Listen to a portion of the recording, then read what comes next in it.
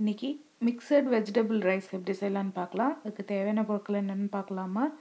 Carrot 1 cup, beans 1 cup, உருளைக்கிழங்கு 1 cup, கோஸ் 1 cup, 4 பச்சை மிளகா, அரை வெங்காயம், அரை தக்காளி, கொத்தமல்லி, கருவேப்பிலை, பூண்டு 4 பல், இஞ்சி 1 துண்டு, 3 டீஸ்பூன் எண்ணெய், 1 டீஸ்பூன் மிளகாத்தூள், அரை 1/4 டீஸ்பூன் மஞ்சத்தூள், 1 சிட்டிகை கரம் மசாலா தூள், பட்டை 1, கிராம்பு 2, சோம்பு, நெய் சாதத்து மேலே 3 டீஸ்பூன் ஊற்றிருக்கோம். ஒரு வடை சட்டியில் சோம்பு, பட்டை, கிராம்பு போட்டு வாட்டிட்டு இஞ்சி பூண்டு போட்டு நல்லா இது பண்ணிக்கலாம். அதில் பச்சை மிளகா, வெங்காயம் போட்டு இப்போ நல்லா வாட்டிக்கலாம். அதுக்கு தேவையான உப்பு போட்டு இதில் காய் போட்டு நல்லா வாட்டிக்கலாம்.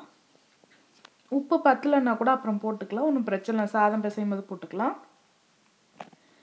பேச்சுலர்ஸ்க்கு மிக்ஸி இல்லாதவங்களுக்கெல்லாம் இந்த மாதிரி செய்கிறது ரொம்ப ஈஸி. ட்ரை பண்ணி பாருங்கள்.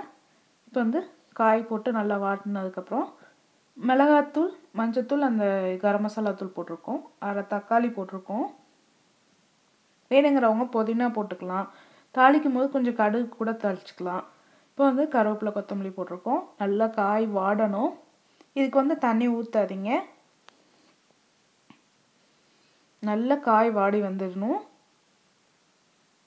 காய் கரண்டி வச்சு குத்தி பார்த்தீங்கன்னாவே தெரியும் காய் இல்லை. அப்படி இல்லைன்னா வாயில் கூட எடுத்து போட்டு பாருங்கள். இப்போ நல்லா காய் வாடிடுச்சு. இப்போ அந்த மிக்சர் இது ரெடி ஆகிடுச்சு. இப்போ சாதத்து மேலே போட்டுக்கலாம். அதை வேணுங்கிறவங்க இதில் 2 டீஸ்பூன் நல்லெண்ணெய் கூட விட்டு நீங்கள் செஞ்சிங்கன்னா நல்லா வாசனையாக இருக்கும். இப்போ மிக்சட் வெஜிடபிள் ரைஸ் ரெடி ஆகிடுச்சு. வேணுங்கிறவங்க இதில் முந்திரி பருப்பு கூட மேலே போட்டுக்கலாம். இப்போ செஞ்சு பாருங்கள். உங்கள் கமெண்ட்ஸை போடுங்க. வீடியோ பார்த்ததுக்கு நன்றி. எங்கள் சேனலை சப்ஸ்கிரைப் பண்ணுங்கள்.